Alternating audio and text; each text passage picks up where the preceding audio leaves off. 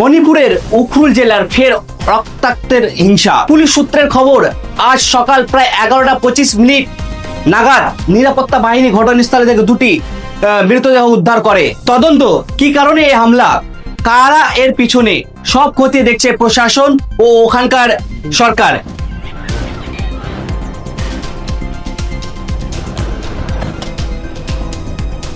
আপনারা দেখছেন news and TV, আমি আপনাদের সঙ্গে রয়েছি এমডি আসমাল হক। এই মুহূর্তের গুরুত্বপূর্ণ খবর উত্তর পূর্ব ভারতের মণিপুর থেকে। আপনারা সকলেই জানেন যে মণিপুরে প্রায় 3 বছর থেকে যে কুকি ও মেইতাই দুই সম্প্রদায়ের যে রাইটস বা দাঙ্গা, এই নিয়ে প্রশাসন বা সরকারের ভূমিকা নিয়ে প্রশ্ন উঠছে বিভিন্ন রাজনৈতিক মহলে। আমরা দেখেছি যে মণিপুরে বিজেপি সরকার রয়েছে এবং ভারতেও কেন্দ্র সরকারও বিজেপিতে রয়েছে। এই যে ডবল ইঞ্জিন সরকার প্রত্যেকবার প্রতিশ্রুতি দেয় যে ডবল ইঞ্জিন সরকার আসলে কোনো দাঙ্গা হবে না, কোনো ধার্মিক কোনো ভেদাভেদ হবে না, এমনই তারা দাবি করেছে। ঠিক তার উল্টো চিত্র ধরা পড়ছে উত্তর পূর্ব ভারতের মণিপুরের ছোট্ট একটা রাজ্যে। আজ যে মণিপুরে যে সকাল সকাল যে ঘটনা ঘটেছে সেই নিয়ে আজকে নিউজ অ্যান্ড টিভির পর্দায় পুরোটা দেখাবো। মণিপুরের উখরুল জেলার ফের রক্তাক্তের হিংসা। পৃথক বন্দুক যুদ্ধের ঘটনায় অত্যন্ত 3 জনের মৃত্যু হয়েছে বলে খবর পাওয়া গেছে। একই সঙ্গে একটি গ্রামে একাধিক বাড়িতে আগুন লাগানোর ঘটনাও সামনে এসছে।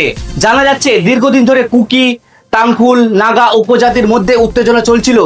সেই উত্তেজনার নতুন করে হিংসা রূপ নিয়েছে বলে মনে করা হচ্ছে। দুই সম্প্রদায়ের সিভিল সোসাইটি সংগঠন ইতিমধ্যে একে অপরকে দোষারোপ শুরু করেছে। পুলিশ সূত্রের খবর, আজ সকাল প্রায় 11:25 নাগাদ নিরাপত্তা বাহিনী ঘটনাস্থলে থেকে দুটি মৃতদেহ উদ্ধার করে। মৃতদেহের পরনে ছিল ছদ্মবেশী পোশাক, যা নিয়ে তৈরি হয়েছে নতুন জল্পনা।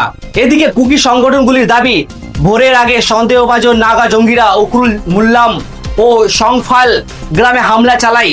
নিহতদের মধ্যে 2 জন গ্রামের স্বেচ্ছাসেবক ছিলেন বলে দাবি করেছে ওখানকার স্থানীয়রা। হামলায় নারী ও শিশু সহ বহু মানুষ আহত হয়েছে বলে অভিযোগ উঠে আসছে। বর্তমানে পরিস্থিতি নিয়ন্ত্রণ রাখতে এলাকায় মোতায়েন করা হয়েছে অতিরিক্ত নিরাপত্তা বাহিনী। এত নিরাপত্তা বাহিনী থাকা সত্ত্বেও কেন মণিপুরকে অশান্ত থেকে শান্ত করা হচ্ছে না, এই নিয়ে প্রশ্ন উঠছে।